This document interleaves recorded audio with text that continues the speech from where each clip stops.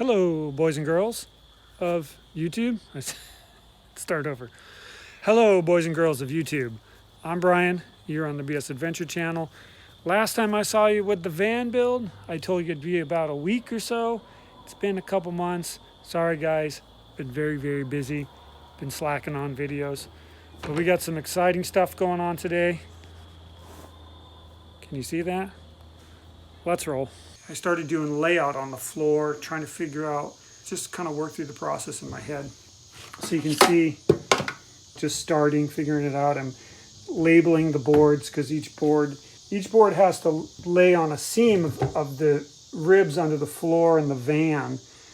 I can't just go into the subfloor here because it's only 1/4 inch. It's really not thick enough. That's really just for weather protection from underneath. So I'll have to cut each board, and then I'll lose my groove off the end of the board when I do that. I don't know if I have an example. Yeah, like such. And then my Pops has a tool that cuts a little slot in the ends of these, and then you glue a little biscuit, and then you cut the tongue off the other board, like so. Focus. Yeah, you get the idea.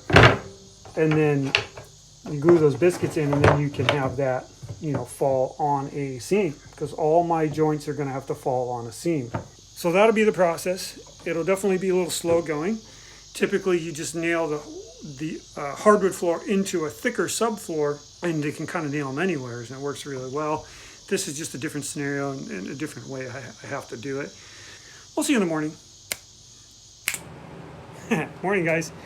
Next day, just figuring out my lengths and stuff on those boards. I'm marking them, cutting them, still working on my layout, and then I can piece it all together, start pre-drilling, and go from there.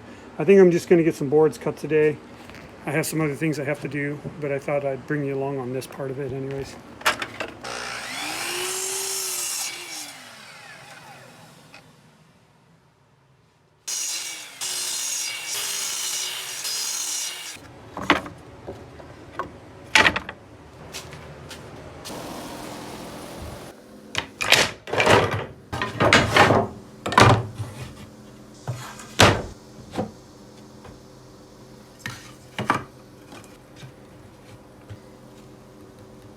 Okay, so you can kind of see how the layout's going to work. The tongue is going that way, and then the groove will be on this side.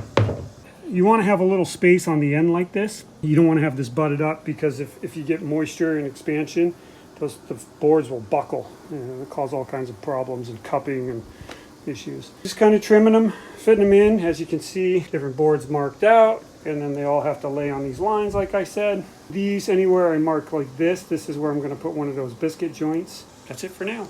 It's been a couple days back on the van. I got the floor mostly laid out, kind of get an idea what it's going to look like. So each board is marked for its specific spot, and literally have just enough wood. Those are my last boards right there, and that'll be under the shower and the couch, so I can just scab in some plywood there and there. I think now I need to take these boards up, try and keep them organized, and do these little, I forget what you call them, but the biscuits or the joints or whatever. I need to do those, get the holes done, and then start pre-drilling and see how this goes. It's kind of a learning curve, obviously. This is definitely a different way of doing this than typical. I'll bring it back as I progress. Laying out the first couple boards, doing just a dry fit right now. These first boards need to be nice and straight, because all the other boards are going to reference off that. And so if you start crooked, your floor is going to look funky when you get down the way. So I got the first couple boards in. This is just the next board or the last board or whatever. Basically just dry fit this guy. Doesn't fit super good, but that's all right. Yeah, this has a little bow to it here. That's all right. Putty will take care of that. Get this joint tight. If you don't know, this is for hardwood floors, these type of hammers. Usually use them in coordination with a hardwood floor nail. They do work for this application. So drill a hole here, and this is going to go through the wood into the steel beam of the actual box of the box fan part.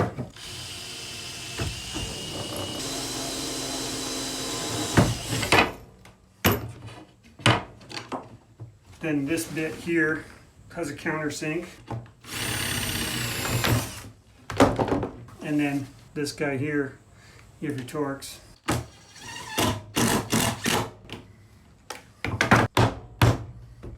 And then just continue down and do the other ones. These are getting glued down anyways. This is just a dry fit.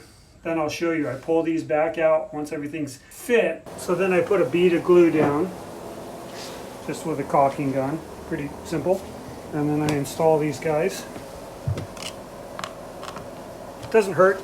Put a little glue, keep in frame. Put a little glue on the tongue. So that's wood glue, and then that's like a construction adhesive type thing. And then what I do is I find my pick, and I use this to kind of figure out where my holes are. Feels like I'm in pretty good there. Yep.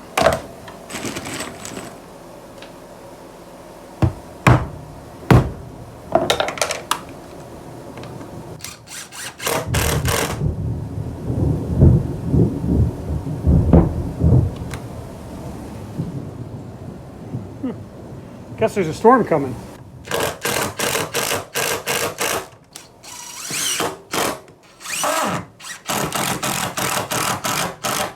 Then you find your next board. That's why they're all marked.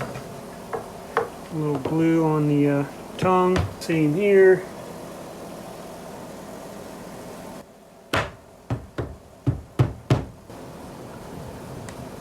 Why is there such a big gap on that one? I must have fucked something up there.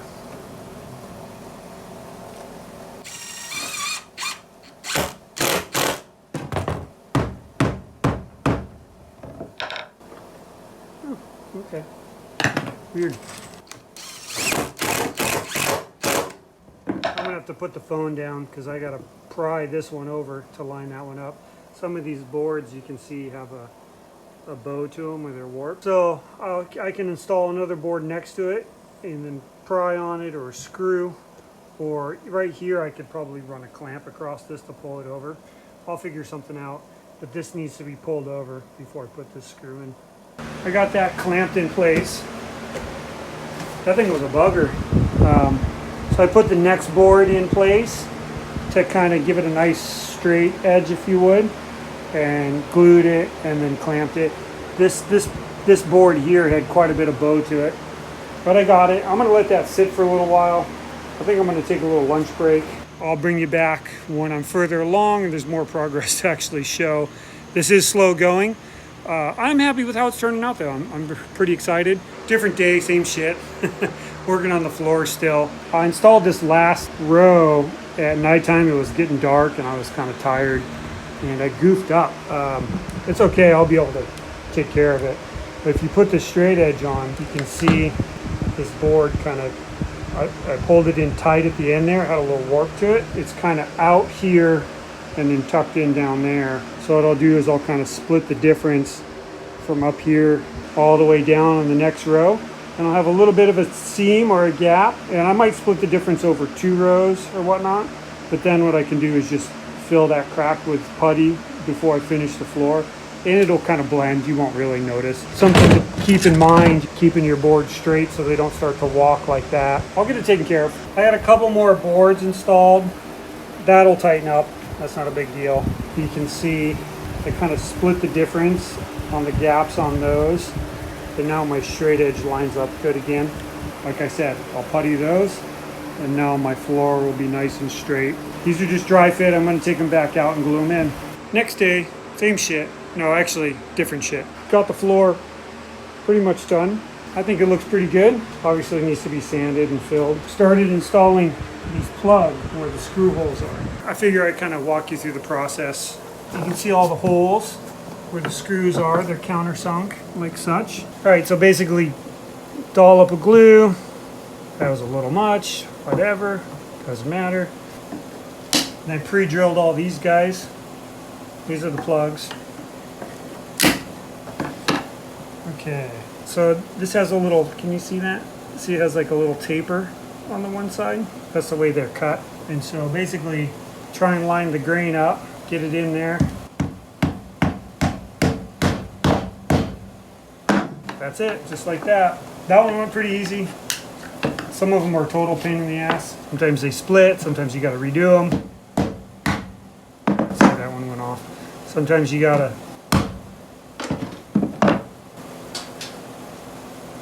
take the screw out and countersink the hole deeper and then put the screw back because I didn't sink it deep enough.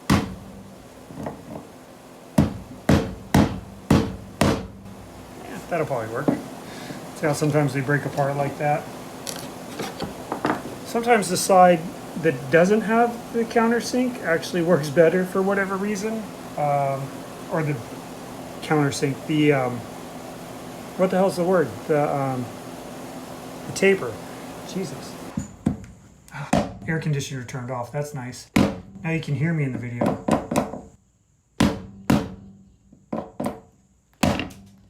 So if you look, they're all pretty much done. Now I did run into a problem.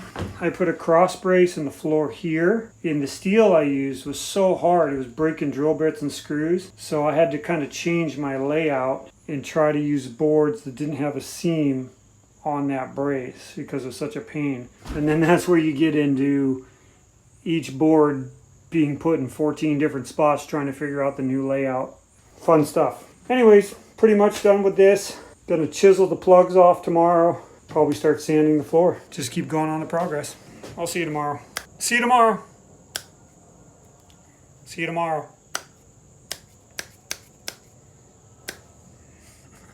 So much glue on my hand, I can't snap.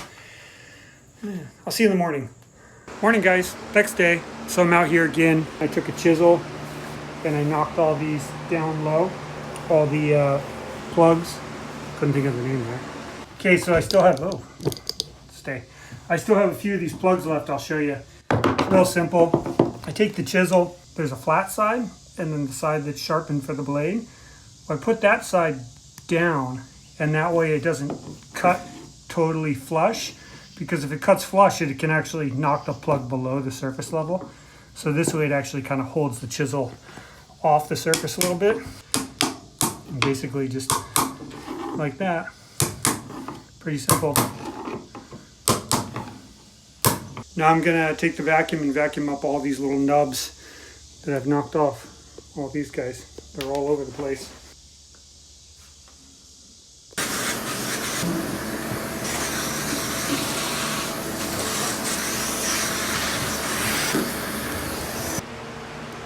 I have the plugs knocked down, and then I started sanding the floor, kind of started in this corner. I've been using my dad's random orbital sander, and this is a nice sander, but it's really just, I mean, I've worked, this is an hour just to get these plugs down and to get that corner.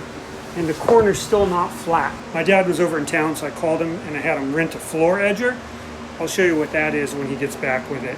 I can knock this out in about 10 minutes with that floor edger, something like that. They're super aggressive and they work really well. I used to work sanding and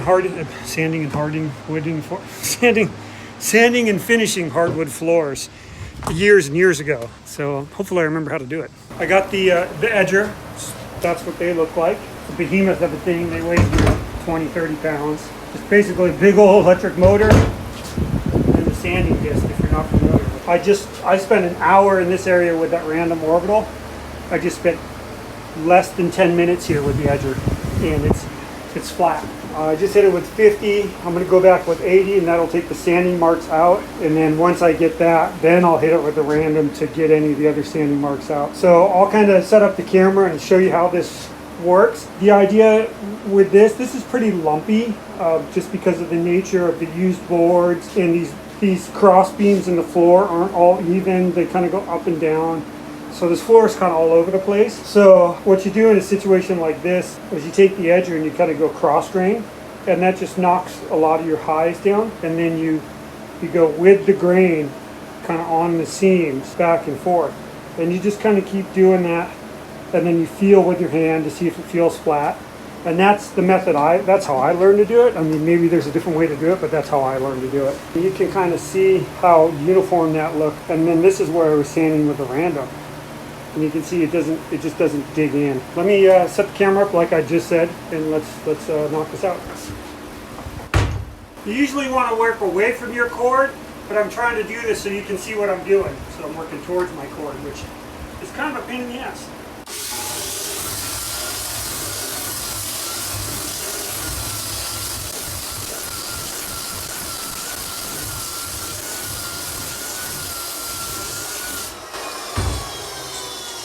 You can kind of hear how it makes different tones as it goes across, and I can kind of feel it in the wheels on the edger when it's not flat, and I can feel it start to flatten out.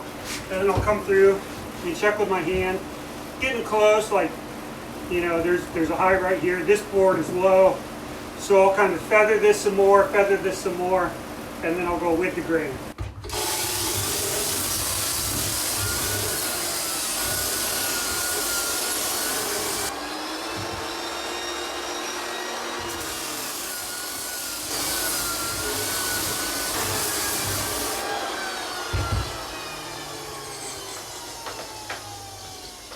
Okay, you get the idea. And that's it. Surprise. So stop by next time and we'll continue on those floors and you'll get to see what it looks like with finish on them all done up nice. See you soon, guys. Ahui ho.